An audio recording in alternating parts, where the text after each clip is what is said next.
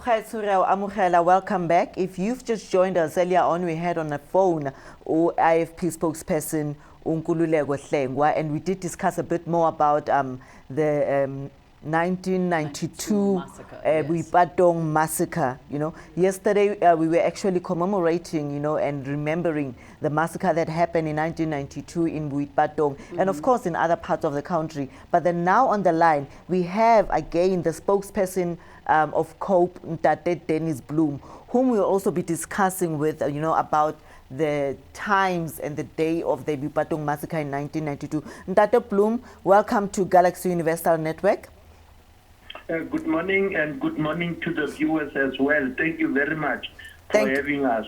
Thank you, Ra. Earlier on, we had on the phone Ntate Hlengwa of IFP, and then we did discuss a bit more about the massacre, the Boipatong massacre, and then he also mentioned, Uri, the massacre in Boipatong, it was not only the IFP members who were actually murdered and died, and he did say that it was about both the ANC and the IFP members were the cause of the massacre, and I think that's what he said, yes.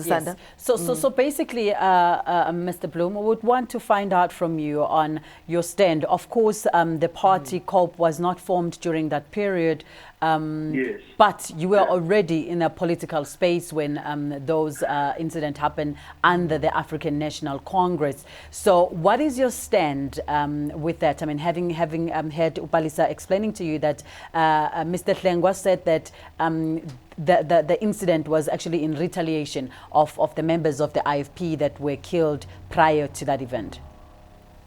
It was a very painful a period that when the apartheid government used black people to fight against each other. That was and killing. So many people were killed. I was a member of the ANC at that time. It was very, very painful to see how many people. We went there to Boipatong to bury people. It was a no-go area where it is true that the IFP was used by this apartheid forces, the apartheid government, to fight against their own black brothers. That thing we will not forget. We will forgive, but we will not forget that so many of our innocent, even children were killed in that thing. So it is very hard for us just to forget it. As I am saying, that we will forgive, but we will not forget what happened at that time. And at that time, it was a make or break event. I remember that the clerk wanted to go there to address the crowd. They chased him away with soldiers and everything because it was too painful that babies of 3 months were killed by these vicious people with nokkiris, pangas, hacking up people, chopping their heads, others their fingers. It was painful. Yes. Let me say. Perhaps maybe moving forward, Mr. Bloem, without cutting you, I apologize about that, but right now we have kind of moved on, right, and would like to believe that, the people that were obviously liable for that, they have served their sentences and so on. What is it that you would want to see happen now, not as a member of, previously as a member of the ANC, but now as a member of COPE? What is it that you think maybe the justice wasn't served? Was the justice served for those people? And if it wasn't, what is it that you would have loved to see happen? I personally, I wanted those people to stay in jail for the rest of their lives, for the carnage that they have caused to the people. The scars of Boipatong is still fresh in the minds of people. Now, how can you just say that no, they served a term 15 months or 15 years or 10 years or what? At the scars of those people, they were supposed to stay in prison for life, so that the people must not see them, because it brings back a very bad memory of what has happened at that time. Yes, I am saying we must forgive but not forget. Thank you so much, Mr. Bloom, for joining us this morning. We're looking forward to have yet another conversation with you, and probably with the members of the Inkatha Freedom Party online, so that we can all, have that form of a conversation where they believe that they have saved the sentence, and yet you believe that the sentence wasn't good enough. So I'm sure that's a conversation that we'd like to have in future. You are always welcome. I want to engage them further. That's fine. With me. Thank you so much. Thank you. Thank Good you. luck. Thank Bye. you. Bye. As you have heard, that was Mr. Bloom on the phone. It's amazing that he's also of COPE. yes, he's coming on with a different angle in this story, and definitely I think it would be great if our if our producers can actually make that happen for us, to have at least maybe Ntate Bloom to come to the studios, because he's in Gauteng, and the gentleman from Inkatha. I would actually love to have Mr. Nkululeko at the studio together with the. I think it's going to be a very interesting one. But having said that, you have ran out of time. But as we promised before, that at the studio we are joined by Boikoko Petso. I keep saying Pe instead of you said it Be. right actually now. Oh, I shouldn't say Boikoko Petso. I should say Boikoko Petso. Yes. Okay. Sir, he's well known by Mr. Fingers. So, Thank you so I much. think I will have to just deal with Fingers. I think that will be better. Why Fingers anyway? Well, why Fingers? The name, I got it back in high school because actually my whole body, I lack calcium deficiency. So the name Fingers, I got it because of my fingers. I'm double jointed. My whole body is double jointed. So I can do things which a normal human cannot do. I break easily. And when people touch my hands, they were like, oh, your hands, they're so soft, you know. So when my friends started calling me Fingers, I never liked the name. I used to hate the name. I literally used to hate the name. And then obviously I adapted the name as time went on. You know, when people start calling you to that name, you start identifying with that. And I was like, Fingers, I like it. I think I'm going to call myself Mr. Fingers. Oh, okay, So please tell us, what is it that you do? You know, I know that you've got a branding company, and maybe you can elaborate, much clearer, 100%. like what is your actually. And also maybe to add on that question, Sis Palisa, is that also Boikoko Petso he's a gender-based violence advocate, to make sure that he fight against gender-based violence. He's got a very interesting story also to tell us, outside of that. And as we are in this month, where we're also looking forward to keep on getting more men to be involved in this. I mean, we have seen a lot of women that we are on the gender-based violence, and right now we are making sure that we have men that stand up like him. If you can tell us exactly about very briefly about yourself and what brings you to start fighting violence against women. Okay, so I come from a small town in the East Rand called Duduza, where a lot of people don't know it. They just know Springs. I grew up in a family where my parents were divorced. My parents were divorced when I was 6 years old, and then I ended up living with my mother. I lived with my mother until the age of 17, if I'm correct. So as I was living with my mother as a kid growing up, my mother had a lover. She never got remarried, but she obviously had a person who she was in love with.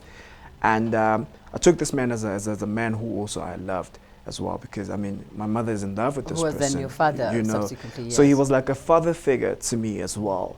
And this is a person, as I said, my mother loved so dearly.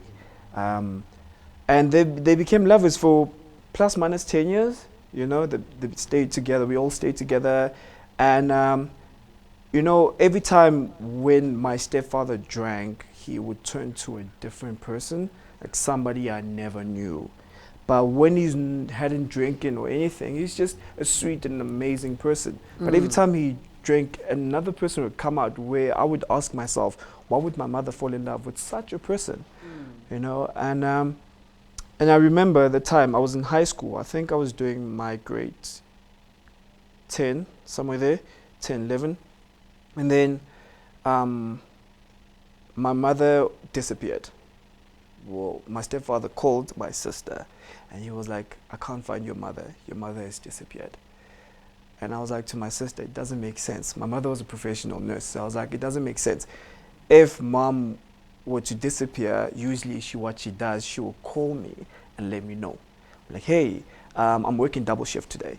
So this is what's going to happen. Please don't be worried. I'm just alerting you. So I was like, it's very weird if she's going to disappear for plus minus 2 days. And my sister... Be the first person to call 100%, yes. Yeah, inform people that your mother disappeared. Yes, I mean, no parent wants their child to be worried about them. course. Of course, you want to let your kids know. Yes. And 2 days passed. My sister was like, you know what? I haven't heard anything from my mother because we tried calling her. So my sister was like, let me go see at the house who was at the house. This was your older sister? This is my older sister saying Okay. that. Yes. And she asked me if I wanted to come along. I was like, no, it's fine. I'll just stay here at your house because I was visiting my sister during that time. It was school holidays that time. And my sister was like, okay, I'm going. And she went with her husband. They went there. And her husband stayed in the car. As my sister was outside, she saw my stepfather. He was very nervous when he saw my sister. Very, very nervous. He had a bottle of gin outside and just drinking from outside. And my sister just came out and spoke to him. Like, hey, so tell me, you said, Mom, have you found her yet? Have you heard anything yet? She's like, no, don't worry. Your mom called me. She's all right. Everything is fine. Now he's changing the Now story. the story is changing, right? Now the story is changing. And my sister was like, okay, I understand. And my sister had that gut feeling, was like, something's not right. So, And obviously, you guys also know that as a mother, as a caring and loving mother, you would never go anywhere without speaking to you people, you know, her children and, you know. Of course. Yeah. Of course. true. And my sister was like, hey, can I use the bathroom? I don't know what made my sister wanted to use the bathroom, but her gut feeling was just like, can I use the bathroom? Because my stepfather was sitting outside. And my stepfather was like, yeah, you can go inside the house. Please don't mind the smell. Don't mind the wet carpet. Wow. My sister goes inside the bathroom, comes back. My sister's like, thank you. Let me know as soon as you hear from her again, because I tried calling her. Please tell her to call me, because we're very worried about her. My sister got in the car, came back. She told me the entire story. It's like, hey, so he was doing this, and I went to the bathroom, the carpet was wet and all that. I'm a very positive person. I'm a super positive person. So I was like, okay, I'm not going to think anything negative, because I know this man loves my mother. He would never do anything to harm my mother. And then on a Monday, 2 police officers, because my 2 sisters, they worked in the same job, so they worked in the same company basically. On that Monday, my sisters called me. They were like, hey, the cops the police officers are here at work. They just took me and your sister. They said they want to talk to us. So we go into the police station to talk. I was like, okay, what is this regarding what exactly? My sister was like, I can't tell you now. They said they don't want to tell us. Long story short, my sister came back to me and she called me. She didn't call me, in fact. I just decided just to leave for the day, just to go spend time with my friends.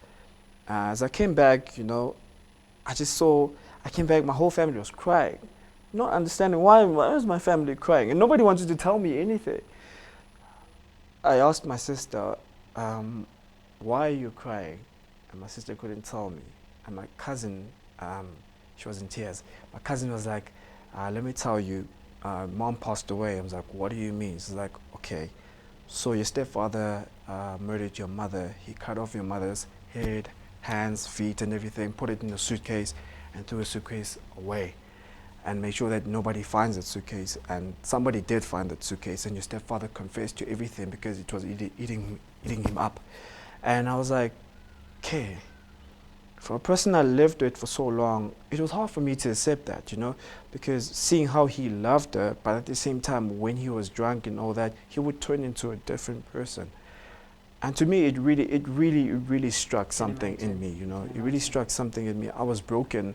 I was in a dark place for a long time. And How old were you then? I was 16, 17, right there, 17. And it really did mess me up, you know, because, you know, looking at how life was, thinking the person who supports me is my mother. The person who's always there, the strength of my anchor is my mother, you know. You know what usually say, they say boys are mama's baby, you know. And she was my anchor during that time. And I've realized that behind every pain, there's a purpose behind it. It took me a while to understand that. And during that time, as I said, I was in a dark place, and I learned that I needed to forgive the man who did it. And I did forgive that person. And I would like to go visit in your him. heart to actually forgive him, somebody who took your mother away from you, you know. I did. I did. I know it's hard to believe, but I actually did, because I wouldn't lie, it was never easy. It wasn't easy. But I did ask God to give me strength, to help me with this, to realize this and see it behind it. Yes. What's the purpose? Because I would really, this is going to sound crazy, I would love to go back to prison and see that person and just tell him that I forgive him. And just give him a hug. Just tell him I forgive him for what he has done. Has he ever tried to keep in touch with you, No, to ask for he hasn't. forgiveness or call the family? Never. And never explained why he did what he In did. court, when he was asked why he did it, he said it's a mistake. And then in my head, I was like, how can it be a mistake to butcher another woman? Exactly. That's what most men do. They say Yes. it's a mistake to butcher another woman. I don't believe in such. Yes, when we follow your very unfortunate story, Mr. Fingers, we want to also maybe try and figure out, and you know, your passion in wanting to make sure, because now we know what maybe started it, where you now want to make sure that you protect women and you also encourage other men to do so. Your journey in that, how has it been? So my journey with that, I made a vow to myself and to God that I want to start mentoring young men, right? People in my age and kids in high school and primary school as well. Making sure that they understand how to treat a woman. Because some of these kids, they come from a broken home and a broken family. Some of these kids, for example, some young kids who are young men, young boys, they see their fathers beating their mothers and they think that's all right. They see their uncles doing certain things. For example, they see their uncles sleeping with different women and they think that's all right. So teaching them and showing them these things, I'm like, hey, this is not the way to go. This is how things are supposed to be. This is how you're supposed to treat a woman. You're not supposed to lay a hand on a woman. If you see another man doing that, you need to stop it. You need to make sure that you stand right and you need to stop it. And even with my friends as well, I talk to my friends, because the conversations that you have with friends, because we as men, in order for us to stop this, we need to look at the conversations that we're having amongst each other, yourselves, which yes. is very, very important, because we cannot stop something if, for example, you know, for example, why would your friend would not date your sister? You know what your friend is capable of. You know what your friend is capable of. As you're talking with Kokobetsone, you just said that now you want to go to schools and, you know, talk to the youth and talk to men your age and young men, you know, to teach them, you know, how to act towards women. It takes me back to Sanda too. Now, with what Bukokobetso is doing, it takes me back to now what the government is doing to support men like Bukokobetso. Do you have support from the government? Because I know definitely for sure that when you go to schools, it will take you money, first of all, you know, transport, you know, phone calls, datas and everything like that. Do you think that the government is doing enough, you know, to reach out to people like you who are actually assisting the government, who needs to assist the government, you know, in terms in gender-based violence? Do you get support from the government or organizations? Is there any organization that you're working with, you know, to pursue? So at the moment I'm working, obviously everything is straight from my pocket. I have friends as well who are also doing the same thing, that we're also trying to help young people as well. So everything is straight from our own pockets. I have a friend who has sponsors. I don't have sponsors. So hence I have a business to sponsor everything myself. Because sometimes waiting on the government to do something, it takes too long. It's either we step up or we let everything into the government's hands. Because we are the government itself. In order for us to take things into our own actions, we need to step up as men. Because I've realized if I'm going to sit down and be like, the government is going to take control of this, how many, in those split seconds and hours, a child is being abused, a woman is being killed, And that for me, it really hits me deep. Every time I read a story about a woman being abused or killed, it literally takes me back to what happened to my mother. Yes. And that really hits me deep. And I was like, I need to do something about this. This is something that I need to step up, because if I don't step up, nothing is ever going to be done. So yes. No, man, we really want to appreciate you for all the work that you're doing, and obviously continue to do that work, and also maybe stretch your hand of invitation that when you're out there speaking to these young people and wherever, you let Galaxy TV know, so that we can actually help you spread the message even further, because if we broadcast that message to the public, it will be reaching a broader audience other than the one that you're speaking to at that present moment. But on top of that, would also want to know, you are a businessman outside of this. I mean, a man growing up without a mother, and you know, most cases probably if she not if, like, she left you at a very tender age when you're a teenager, at a very, very prime time of your teenage years, and you know, your father also, the stepfather is in jail. Obviously, your actual father was also not with your mom at that time. So you can see that the structure in which you were in was not as stable as one would want to be. But yet you came out to be this amazing man. Tell us a little bit about what was inspiring you then to become the man that you are today. No, with me, just looking around me, the people, growing up, I never had a role model. The only role model I had was my mother.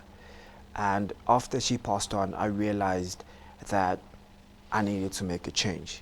Not only for myself, but the people who are after me as well. The people who are like my nephews, my nieces as well. They look up to me.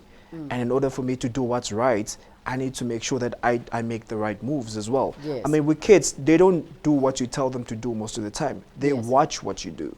So I needed to watch what I do and how I do it. Yes. And I started reading books. I started getting mentors. You know, it's not every mentor that you get should be a person, can be a book. Of course, you know. of course. Started going to YouTube, finding out, started going to seminars, sitting with people, sitting with the right mindset type of people. And I will go back, obviously I come from a township. And every time I go back to the township, I know there's always negative things. You know, when people talk, there's always been negative stuff being said. And I try to encourage guys as well, be like, guys, no, you need to look at the situation in this way. And stop being broad-minded in the situation, because I understood that if I could get inspired, if I could change where I come from, I can tell a different story for my future as well. And I can also inspire other people to write a different story for themselves as well.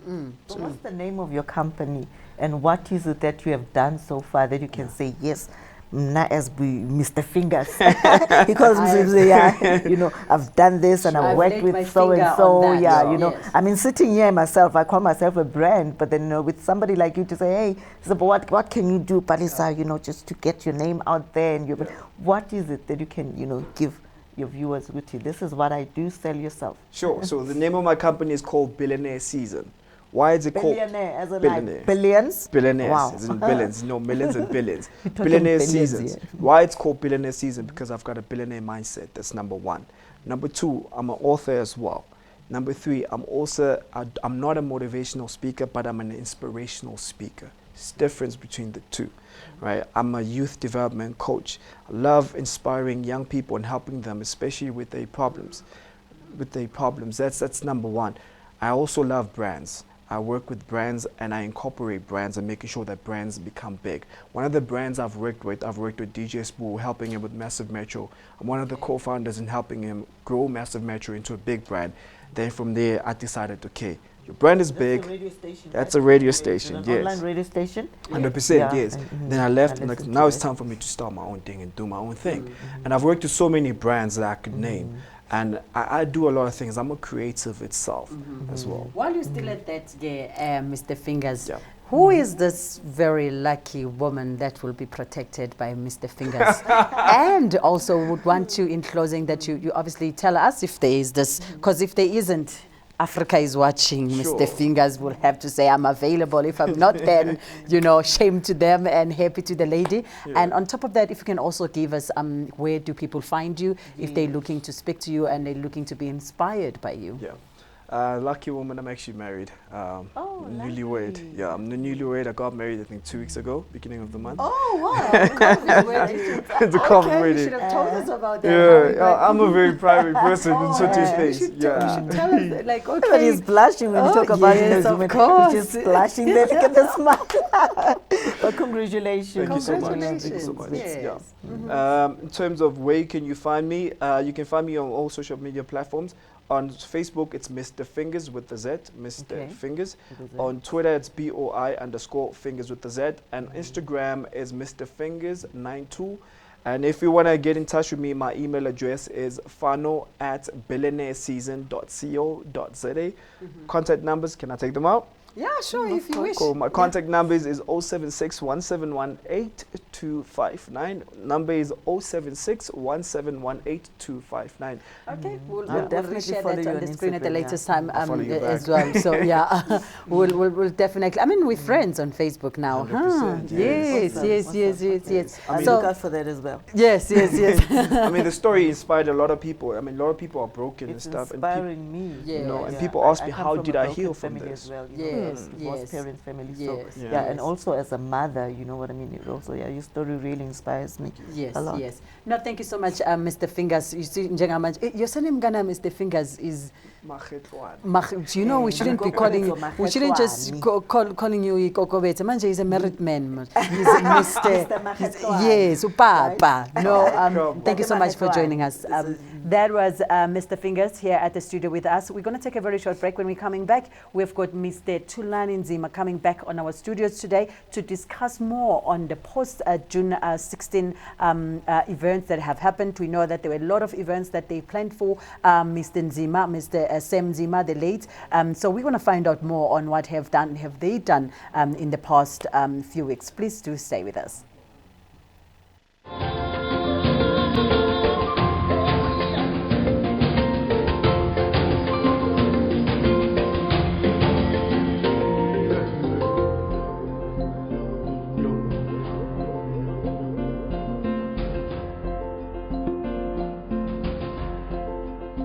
The coronavirus outbreak. Experience the extraordinary.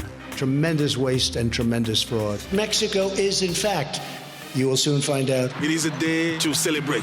We don't approve at all what's going on. Well, I don't know if it's necessarily unusual. Challenge your ordinary. Not only the government, the municipality here has had no plan. Experience the extraordinary with StarSat.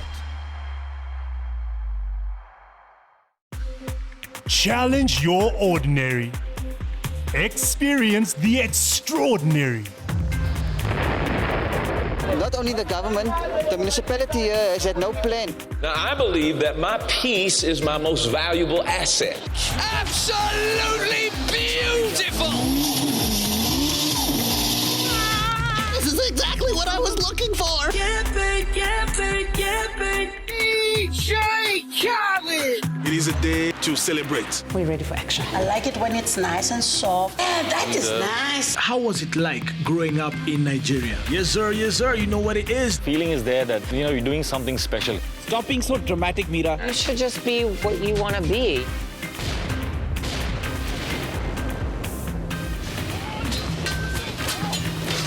Experience the extraordinary with StarSat.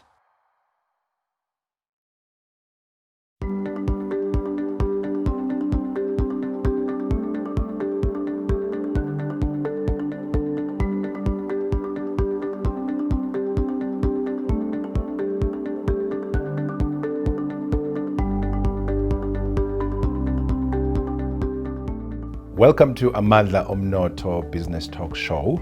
It was a legacy left by the apartheid government. Yeah. It's very important that for business people, whether they are especially SMMEs, in doing business with developing countries. The measurements, on the other hand, that have been introduced to deal with COVID-19 have harmed our economy beyond what I think has even been measured. The giants like China realizing that the US and Europe are losing the grip in the world economy, and Africa was a playground. Many of black people's small businesses in particular are not even registered. Any country that has ever been reliant on IMF has never been able to come out. Africa is indebted to Asia and Europe. Welcome to Amandla Omnotho Business Talk Show, a show that discusses economic fundamentals with a focus on small businesses.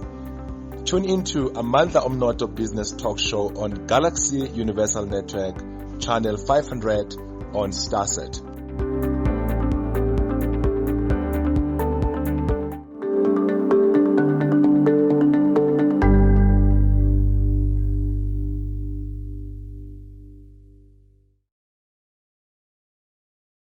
The coronavirus outbreak. Experience the extraordinary. Tremendous waste and tremendous fraud. Mexico is, in fact, you will soon find out. It is a day to celebrate. We don't approve at all what's going on. Well, I don't know if it's necessarily unusual. Challenge your ordinary. Not only the government, the municipality has had no plan. Experience the extraordinary with Starset. Challenge your ordinary. Experience the extraordinary. Not only the government, the municipality has had no plan. Now, I believe that my peace is my most valuable asset. Absolutely beautiful! This is exactly what I was looking for. DJ Khaled! It is a day to celebrate. We're ready for action. I like it when it's nice and soft. Yeah, that is nice. How was it like growing up in Nigeria? Yes, sir, you know what it is. Feeling is there that, you're doing something special. Stop being so dramatic, Mira. You should just be what you want to be.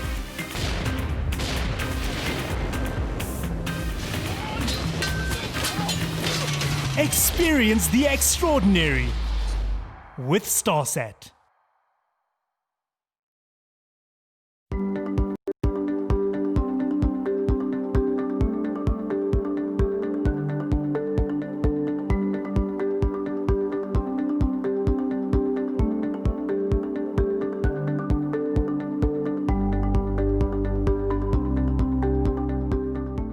Welcome to Amandla Omnotho Business Talk Show. It was a legacy left by the apartheid government. Yeah. It's very important that for business people, whether they are especially SMMEs, in doing business with developing countries. The measurements, on the other hand, that have been introduced to deal with COVID-19 have harmed our economy beyond what I think has even been measured. The giants like China realizing that the US and Europe are losing the grip in the world economy, and Africa was a playground. Many of black people's small businesses in particular are not even registered.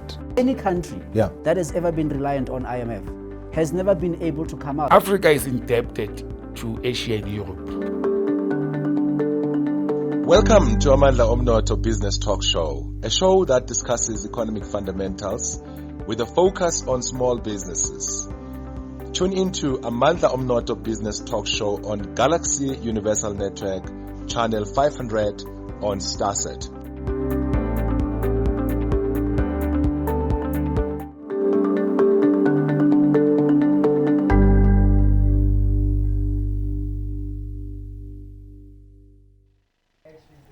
Welcome back. If you've just joined us, we welcome you. We're still right here on channel 500 on Starset. We just had, Balisa, a very emotional interview with Mr. Fingers, and I think now it's about time we and get a little bit out of that, but we obviously cannot forget the pain that is being inflicted by people that claim to love us, and yet they then hurt us. And we hope that today's interview will send a very strong message to men out there to say you can also make a difference. You don't necessarily have to have a whole lot of big monies and stuff like that. The young man is doing it out of his own, and it's the difference that counts a lot. All you do is to just talk to another man, and he said something very profound, that it starts with his circle, his own friends that he speaks with, that it has to change. You need to treat women the right way. So but what touched me about Bikokovet's story is the forgiveness that he has, because he did mention that his stepfather actually killed his mother, butchered him, but then he wants to go back to prison.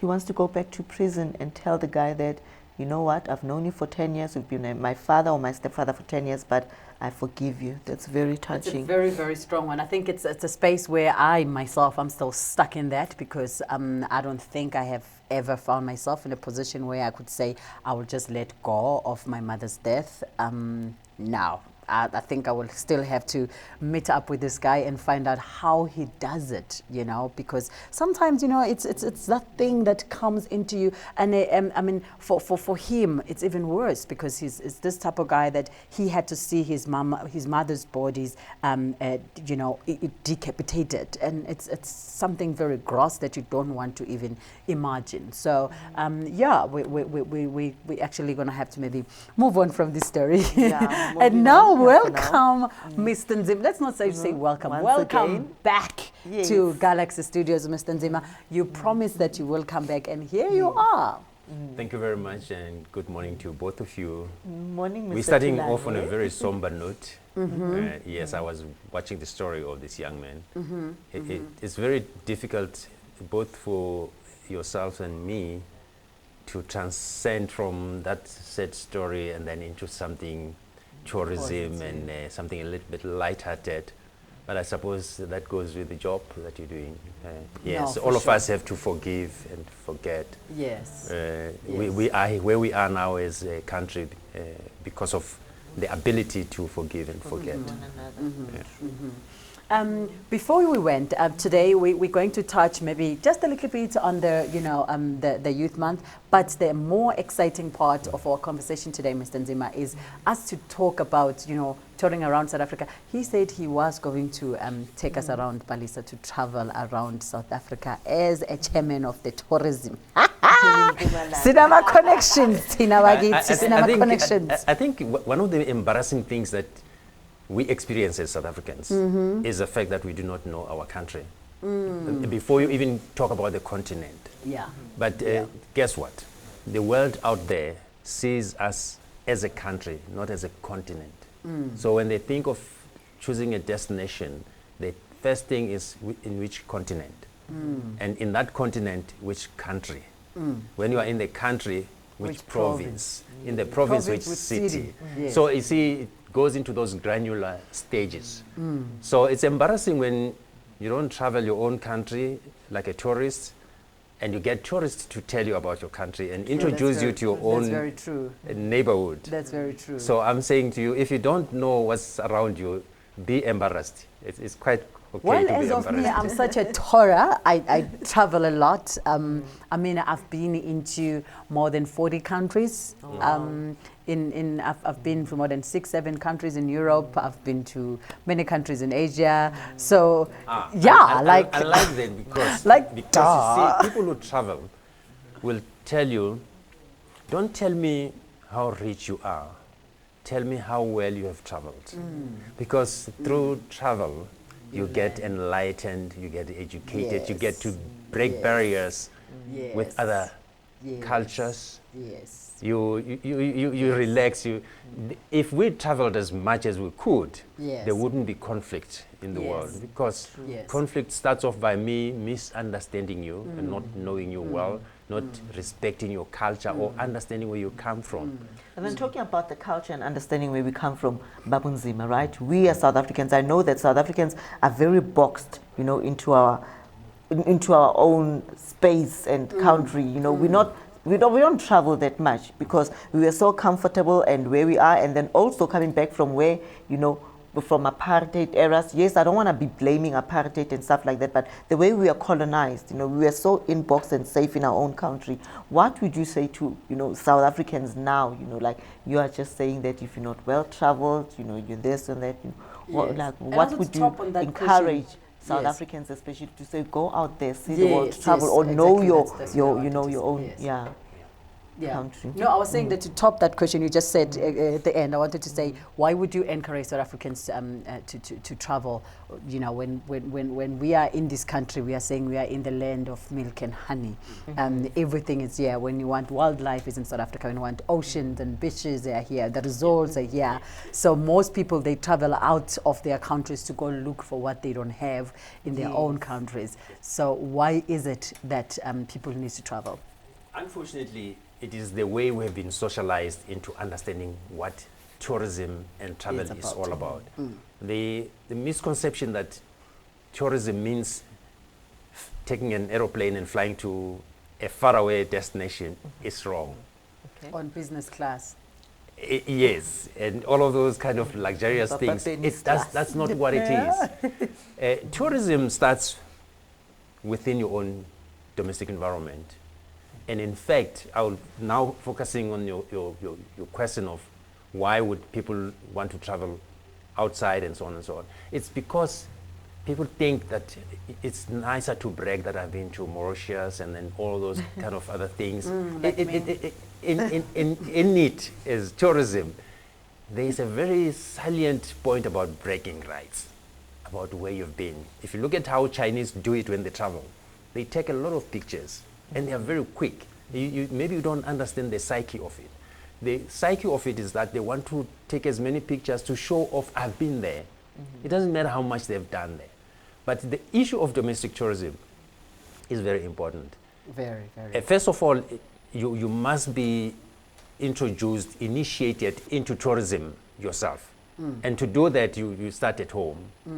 Get to understand when you see someone on the road with reading a map and driving a car and they don't keep left properly, you understand where they are coming from. In fact, they are tourists.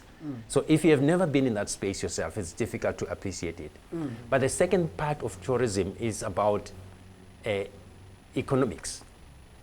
At the moment, we are facing COVID-19. What it means is that all countries are in lockdown. So domestic tourism is very important because it creates a protection, a bulwark, if you like, in the event that you are unable to tap into that international tourism. But also tourism has a very sensitive element to it. It has a very high switching ability. If something small happens in your particular country, the tourists will be gone in the shortest time possible. And if you have never created the fallback position, the backdrop of your tourism being domestic tourism, then you are gone. And people have to start appreciating the fact that you have people coming into your country. Let's talk about South Africa as an example. You have too many tourists coming into this country. Don't you ever wonder, what is it that attracts them? Don't you want to be the first to know what are those kind of things? It is, if it is good for them, it must be very good for us. In fact, it helps us to protect those kind of assets. But the other thing is that when you understand tourism, it helps you to protect the tourists because the tourists, they are not, a tourist is not him or herself the means to an end. It is the multiplier effect of a tourist when they spend money in your country. Is tourism, is maybe touring around expensive though? Because some people would say, you know, I would love to travel, but I don't have so much money. I mean, for you to live here and maybe go to Kruger, you still have to pay at the gate and wherever, and so on and so on. And you know, I'm not sure if people are aware that for South Africans, if you're touring around South Africa, you've got a special price that you pay as a South African, not like you pay the same price that every other foreign person pays. So, is traveling expensive? That's a very, very important question. And in fact, it's a fallacy to say travel is expensive. Let me give you a very practical example. The problem with us, let me talk about us South Africans, is that when we are tired, when we are exhausted, when we've done so much and we want to reward ourselves, we tend into shopping therapy rather than travel therapy. But when you go for shopping therapy, you are actually on a treadmill. When you finish shopping, you're still tired and you still want to do something. So tourism or travel is not expensive. And I want to demystify this. A lot of people, when I talk about shopping therapy, they would rather spend a lot of money buying a cell phone. Or a handbag. Or a handbag. I wasn't going to say that. And shoes. And dresses. We are all about brands and labels and all of that. And if you look at how much you spend, even going to a fast food store and get something to eat, you are very close to the ability to travel and the ability to spend a weekend somewhere. So the kind of things that people do is a question of priority. and maybe not appreciating the value of tourism itself. So it is not expensive. I'm a golfer. Sasanda, I don't know whether to call you an ex-golfer or an aspirant golfer, but you know, golfer of an ex. but you know how much it costs to have a round of golf. Yes. I could be traveling to Durban for that. Wow. I could be traveling elsewhere and spending the weekend. And traveling does not mean, please let's get it right. It's not a combination of you being in an aeroplane or taking a luxury bus and going elsewhere, or staying at a 5-star hotel, and that defines your holiday. No, you can actually drive to a destination, spending money at a very affordable accommodation and enjoying yourself. Travel is about self-reward. It's about giving yourself therapy of some sort. You guys who work very hard here, you're stressed every day, do yourself a favor, take a short left, go and spoil yourself. Okay. Where in South Africa, sorry, Pali, where in South Africa where one can say, you know what, maybe I'm in Gauteng, I would want to go somewhere around the country closer that it won't be expensive for me, because also, you know, a distance between Gauteng and KwaZulu-Natal is like 5 hours, you know, and there's a lot of money to burn on fuel. So where in South Africa where you can say, you know what, it's cheaper to go maybe just cross and go to the northwest, you're in another province, you know, go to Mpumalanga, it's, you know, where can we go? Yeah. Okay, you're giving me an opportunity to sell some parts of South Africa. Please go ahead. But let me talk about a drivable distance, first of all. You can go to no further than the Hartebees Dam. There are plenty of facilities in that area, depending on your reason for travel. So when I say depending on your reason for travel, if you're looking for a relaxing weekend, you want tranquility for that weekend, you can find places that are designed for that. But if you go a little bit to Mpumalanga, you're prepared to drive a little. Let me talk about that one. It is a province with so many wonders, God-given stuff. You're talking about God's window. You're talking about the 3 roundabouts. You talk about the potholes. You talk about nature at the Kruger National Park, and many other luxurious things. That's all in Mpumalanga. All in one little province. And also Mam Esther Mahlangu, you know, the artist, you know. Then, the last time when I was in Mpumalanga, then you we see, visited Talisa, the question that you're driving me to is to say, when you talk about the purpose for travel, there are various elements of it. It's either you're doing lifestyle, or you're doing nature, or you're doing adventure. There are enough of these kind of things, or you're doing a safari experience, or some of these things, special purpose trips. Yes. So you could be traveling for golf like me. I'm going out for a weekend to play golf. But it can't be golf throughout the day. I play golf during the day. What do I do in the evening? Then I have other things that I can do in the evening. And those things are affordable within a reasonable driving distance. You spoke about tranquility. You know, us as African people, we don't go mostly. We always, when we go somewhere, we want to also have action around that. You know, going out there like how European people would do. You know, like down at the beach. You know, sip, and then you know you need peace. You need the music. No, I want party, Baba. I want. But in all this, Sisanda, because I think we're running out of time. Just a quick one before we let Ubamzima know. I want to know, what does the tourism department do, or rather let me put it this way, how do they actually engage the youth, especially in the townships, because youth are also not too much exposed, you know, to traveling and all, you know. What is it that your department does to engage the youth and introduce tourism, you know, into the country? Firstly, a disclaimer. I do not represent the department. Okay. What various institutions do to encourage tourism, it will start off with the National Department of Tourism. They've got a responsibility to drive policy that will make it conducive for people to operate in the tourism space. They create that environment. Then you have the South African tourism. Their responsibility is to encourage tourism other destination marketing, people from outside the country into South Africa to spend money because it has got a multiplier effect, it has got a serious contribution to our economy, job creation, and assist in the transformation. And we have provincial tourism authorities. Those will also be encouraging local tourism, like the townships. So it's all about awareness. Awareness in the sense of saying, where do I get information if I want to know a little bit more about travel?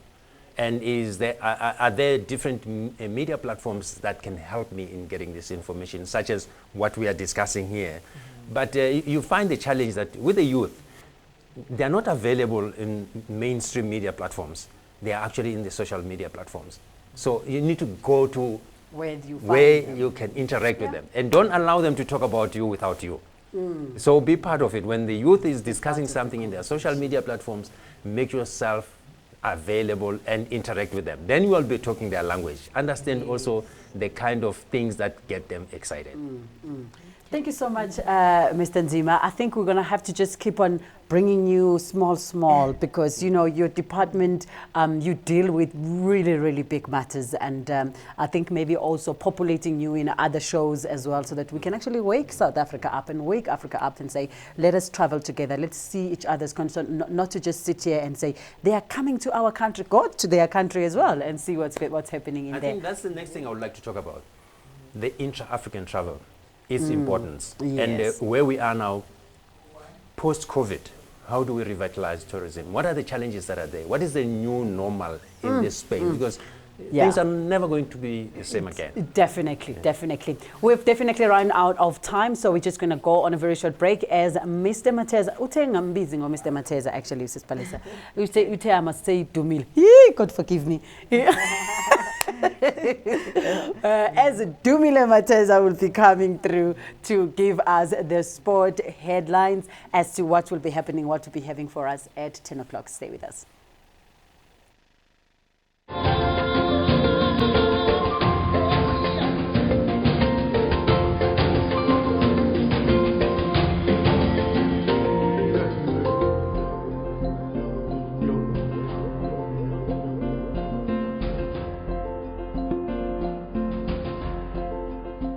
From rural to urban, we bring you local and international sport.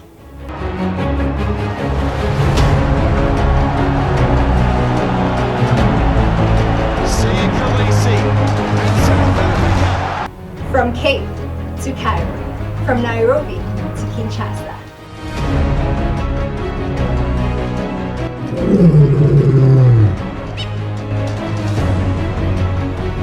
As we stand out amongst the rest. And we are here to inspire you. From the Horn of Africa to the Equator's indigenous people. Galaxy Universal Network. Abapenyi bezindaba nezintatheli ezingesabilutho. Bila woga, upendeleo, hatuogopi chochote. Channel 500 on StarSat. This is Galaxy Universal Network.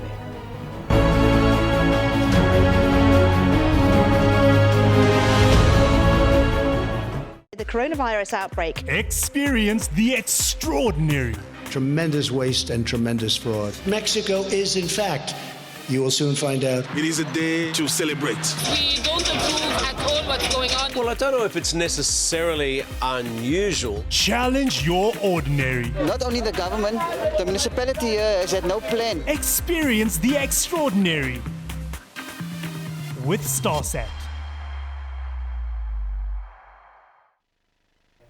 Mukhai Sudumela, yes, Galaxy Universal Network, and as we promised earlier on, we are now having the one and the only renowned sports anchor, Baba Dumile Mateza. No, not today. Oh, okay. Yeah, we don't have time for thank goodness, the Pupupu is cancelled. No, you promised to bring the Vuvuzela. Once the Vuvuzela is back right here, then once you bring it. So before the Vuvuzela, the Pupupu is like literally cancelled. No, for now, yeah. Lockdown for Dumile Mateza. Let's not take your time. Well, guys, thank you very much. Well, I'm happy to be here once again this morning on Galaxy Sport. One of the things, you're speaking to Ms. Nzima here about tourism. One of the things we are going to talk to Ms. Nzima about, hopefully on Saturday, is sports tourism. Because when you invite, for instance, I always make this example about the England cricket team that when it comes to South Africa, it comes with what is called the Barmy Army. The Barmy Army are all the supporters who come with the team, follow the team wherever they go. And then what they do, they fill up our hotels, they wake up in the morning, they're short of toothpaste, they go and buy the toothpaste, they're short of this, they go and eat at our restaurants. That's what they do. Last year, for instance, which me and Mr. Nzima are going to explore, when they were here last year, it was said, somebody said, I went to the Newland Stadium to go and watch cricket. And every second person I bumped into was from England. And I thought this match was taking place in England. That is very good for our tourism. We spoke about a lot of other things of internal tourism, which you guys touched on. But today we are going to touch on, we had very sad news yesterday on the passing of Mr. Mike Mokoena. Mr. Mike Mokoena was chairman of Free State Stars. He probably, you will remember him, he started this club as Kwakwa Stars in the old days. And then the PSL wanted to reduce the number of teams in the first division. He then voluntarily sold his team to the PSL and then stayed at home without a team. But then the bug came back. He bought the status of Moholosiane, a club was called Moholosiane, Ratanang Moholosiane. He bought the status of that club in the first division, and then he turned it into Free State Stars. And then he came back into the first division, into the Premier League that way. Apparently yesterday morning he passed away at the Sandton Clinic. Sad story. His son is Thapelo Mokoena, who is a very well-known actor. Does a very beautiful, he's acting in overseas films now these days. And theatre. And theatre as well. And he passed away. It was the only light of football in Kwakwa, in those mountains next to Lesotho, in the southern Free State. That's where they are, southeastern Free State. Yes. That's where they are. And it's very sad for football. It was very sad reading Kaizer Motaung saying he was actually a Kaizer Chiefs supporter. Okay. Everybody is a Kaizer Chiefs supporter inside. The other thing we're trying to explore, which we're going to explore on Saturday also with Dr. Willie Besson, who is one of the members of the Eminent Persons Group. It's governance in our sport. Yes. Our sport is faced with serious issues of governance. Cricket is faced with an issue of governance. You will remember they suspended their CEO, Thabang Mooroe, and they still have not concluded the disciplinary hearing. They are being taken to the CCMA because they fired somebody who was in charge of sales and sponsorship, and that person is saying that the whole thing went wrongly. SASCOC is in serious governance problems for years now, and various other sporting bodies are in serious governance problems. We read about the problems faced by the Western Province Rugby Union. The Western Province Rugby Union is selling Newland Stadium and moving to Cape Town Stadium. And as a result, the company that is owning the rights to sell advertising is taking them to court to say, but we were never informed that at some stage you will leave. That's we signed the contract on the terms that it's a long-term contract. And all of these things around sport are things that are not really visited. Issues of governance, all of these issues of sports tourism, understanding sports tourism, all of these issues are normally not visited in sport by various people. There are issues that need a serious sit down and discussion. Our government also, I hope our post-COVID-19, government will sit down and have a real look at how sport should be approached. And not this lackadaisical approach, sport is leisure, sport is fun, sport is this. Sport is business. Big business. Not just business, big business. Thank you. Okay, Wow. sports is Big business. so I it's need to not only start my about own. You know, when I, playing when, and I, when I having grew fun. up in the village, Mr. Mateza, there was this game, Yamatini, where we used to play, you know, put a tin here and then you need to jump it and then somebody hit it and you come back and put it back. So I'm thinking maybe I need to get into business and start coming up with that type of sport so that, you know, I'm sure you could help me push that. The department actually has, I have a little book at home which I'll bring for you tomorrow about traditional I'm not sport. going to break it, no. There's traditional sports that they have. There's all these little sport we used to play as kids. I know They've that been- there's one called Dibeke. I don't Yes, know, they've been- Dibeke, they've been- yeah. Which one is that? They've been put together tell you as traditional sport. Nothing stops us from making those commercially viable. For instance, the Boers, the Afrikaners have a sport, as Neil said, the Boers. The Afrikaners have a sport called, what do they call it? The headquarters are in Kroonstad of this sport. It's what's it? Jekskei. You have a sport called Jekskei, which is a Boer sport. All of those are included in that little book that explains all That's these good. things, which That's I'm going to good. bring for you So tomorrow. thank you so much. So some of us will make business out of that sport, as it is a big business. It's big business because surely amongst other, I'm sorry, amongst other things, sport relies very heavily on broadcast rights. Big business. Definitely. Thank you very much, Mr. Mateza. We definitely will catch up with you exactly at 10 o'clock to hear more about, the stories that you have for us. It's just a few minutes before 9 o'clock. We are about to vamos, but before we do that, we're going to just go check today's headlines and see what we have had for you, because today we have had a lot of guests and conversations, and if you've just joined us, let you know what were we on about today, Palisa. Yep.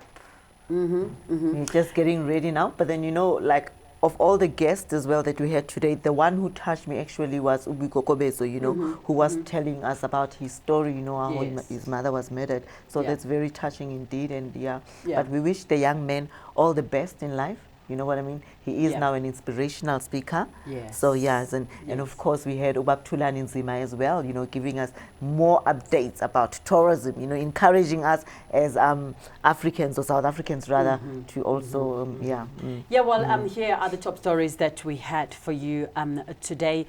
Starting with the story of with over 1.2 million tests that were conducted that are now having a total of 80,412 positive identified cases and 44,331 of people that are actually have been tested for COVID-19. And President Cyril Ramaphosa also announced on Wednesday that he needs opening the sit-down on restaurants, salons and non-contact sports, of course, including golfing. Yes, of course. Go back to work, and then people can also be employed. So restaurants are open, and the cinemas are also open. Yes, definitely. Former SA head of state, which is Mnumzane Jacob Zuma, was also saying that South Africa need a robust debate amongst youth, scholars, as well as everybody else that heads around within, to discussing the land issues. I'm sure Mkutama will jump up high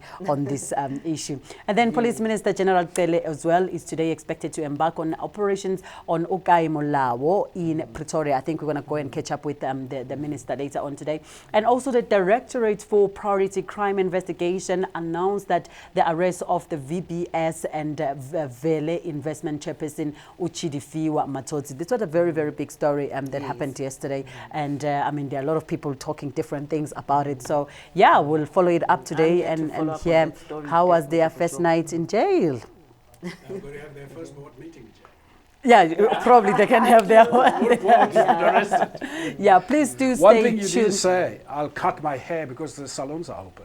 Oh yes, that's quite very good. Now stay tuned with us right here on channel 500 on Starsat. As at 9:30, we'll have Violeta Mukwela with Morning Express, and exactly at 10 o'clock, Mr. Mateza right here will be with us, giving us Galaxy Sport on a full bulletin. At 11, we'll bring you Zulu News with Petros Msweli, followed by Palisa Mochumunyane and Rorisang Tswane, giving us Midday Express at 12. And later on, we have Galaxy Social Trends with Zola Gasholwane and Lesego Diatswana. Actually, Lesego today, I'm not sure if she'll be around. she's not feeling well, and we hope that she'll get back soon. And then also will be followed by the news hour on our native languages with Xhosa and Swahili, Uzola Gasholana, as well as Laymond Nkosi. I'm calling the name as he would call it. Laymond Nkosi will be joining us with Swahili news. And later on, the beauty queen Audrey Chimwanda will be joining us right here on Galaxy Prime. So we have got an action-packed full day. Please do not forget that Mpo Mo Africa Wawadube will be joining us again tonight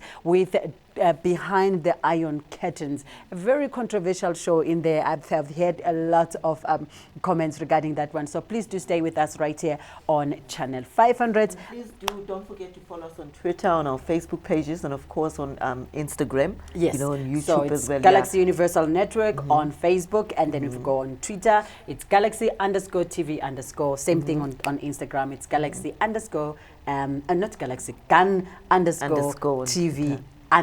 That's where you will find us. Anyway, from myself, igama lami ke nguSisando Nomusa Waqabe. Intombazane yaphansi kwamhlabi yalingana umfule ngophuza ngiphuzukelekele kanti inkomo zakithi ngayishiya zidla phansi emahlathini esekubandeni esigodini ke sakwaZibi kwesigama bandleni. Asiphinde sihlangane ke bengigalekile bengikhona la futhi nakusasa kuyobe kunjalo. Mina ke sengiyahamba. How